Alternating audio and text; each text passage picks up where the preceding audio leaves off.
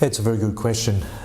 At the moment, the financial planning industry is well under fire from the media and the regulators, as I suppose the flow-on effects from the global financial crisis now are becoming clear, and there's a lot of advice strategies that are now being scrutinised, and people have in a lot of circumstances been disadvantaged and have lost considerable amount of money through conflicted and risky advice.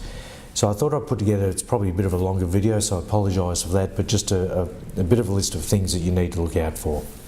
And I'll need to read a few because as I went along the list kept on growing on me, so there you go. I think it's important that as an individual you feel comfortable with the person you're dealing with and there's a good level of trust.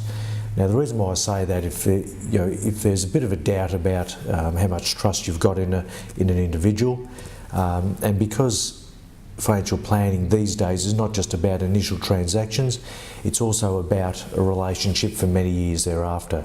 I'm still dealing with clients 17 years after my first start in the industry.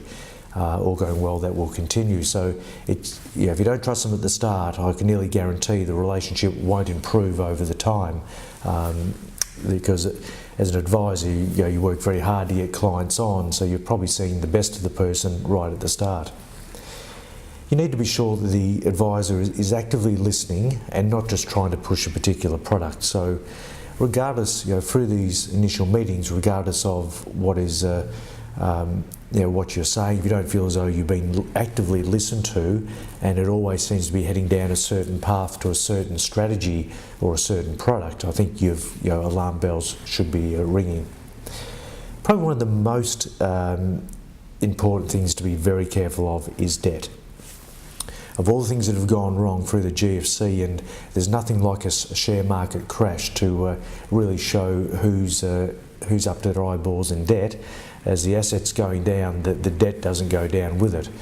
So if it's a strategy on borrowing more money using a margin loan on assets you've already got, on the equity in your home, or using a self-managed super fund to borrow, I think that's when you've got to sit back and assess what's happening. Is this going to be the right thing for me? Is it taking on a lot of debt to invest into one asset? And obviously that's what's happening within the self-managed super fund arena at the moment with the new borrowing rules.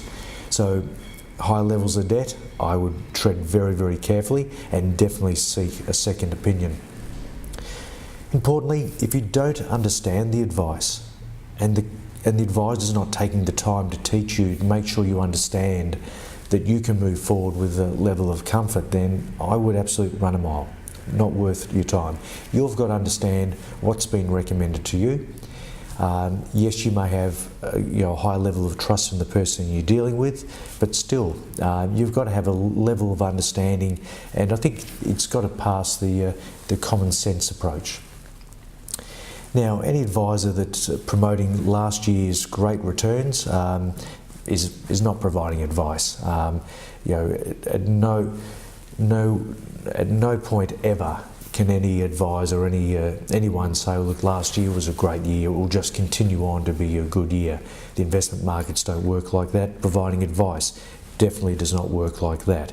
When people come to see me, we draw a line in the sand and we say, right, what are we going to do for the next 12 months, 5 years? We're not looking backwards.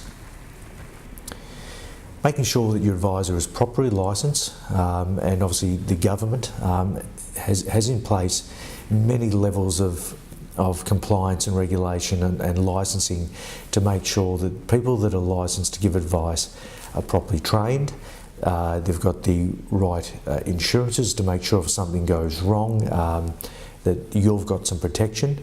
And once you fall outside of that and you're dealing with people that are called financial advisors but possibly selling property developments, at the end of the day there's no recourse on some of those people because they don't fall under the same licensing rules that licensed financial advisors do. So there's more risk in dealing with people that are not licensed correctly. Now, I think we know, and I know, that most advisors do a particular good job in what they do and add a lot of security and comfort for their clients. So it's definitely not the bulk of the financial planning industry, but always beware of debt and make sure that you understand the advice that's being given and you trust and can work with the person over the longer term. Sorry about the longer video, but it's an important one.